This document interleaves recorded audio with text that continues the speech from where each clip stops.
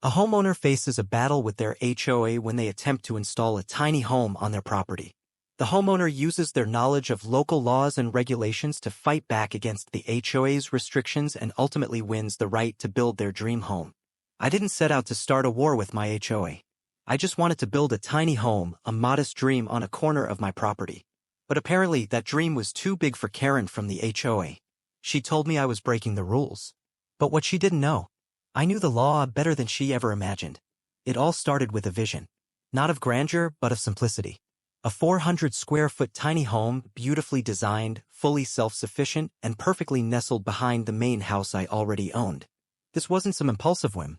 I'd spent 2 years planning the layout, choosing eco-friendly materials, and working with a local builder who specialized in modern tiny living. Tiny living to me meant freedom. Less debt, less clutter, and more control over my time and space. The goal wasn't just a structure, it was a lifestyle. Something I could use for guests, Airbnb, or even live in when I retired. And I had the land for it. My lot was nearly an acre with a flat, shaded back corner just begging for something special. I double-checked local zoning maps, made sure utility access was within reach, and even confirmed my design with the city's building department. Everything seemed perfect until the HOA found out. It started with a knock, a clipboard, a scowl, and the dreaded words. "We've had complaints. Something about a secondary structure?"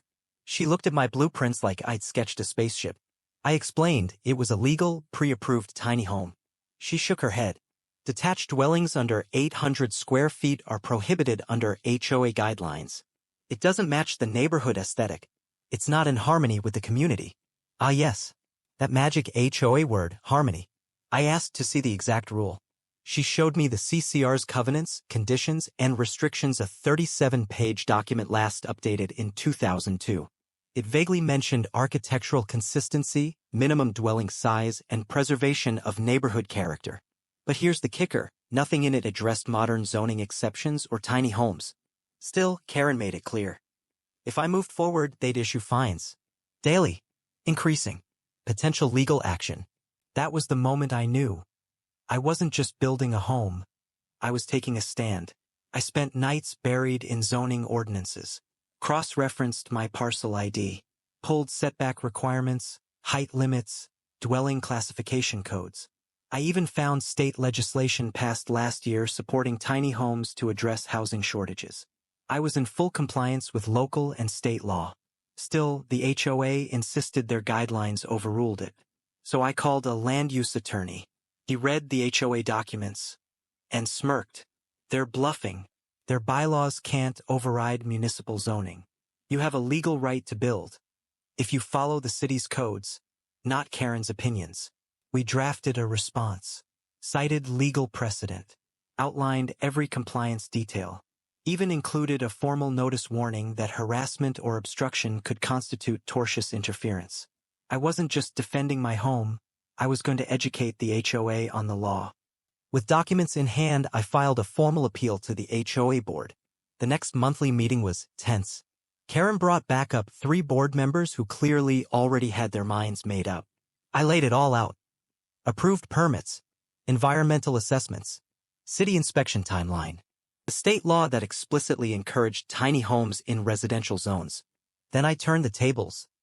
I asked the board to show me where in the HOA documents it banned tiny homes. Dead silence. They had no legal standing, just personal bias and outdated rules.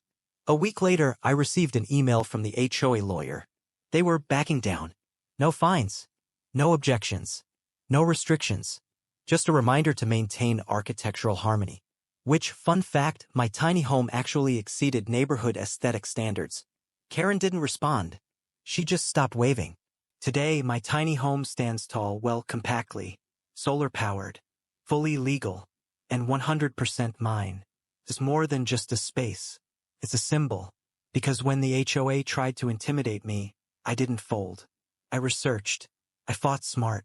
And I proved that knowing your rights is the strongest tool you can have as a homeowner. Thanks for watching. If you found this story helpful or inspiring, hit that like button, subscribe for more homeowner wins, and drop your HOA horror stories in the comments. Because Karen might have lost this time, but you know there's another one out there plotting her next community guideline.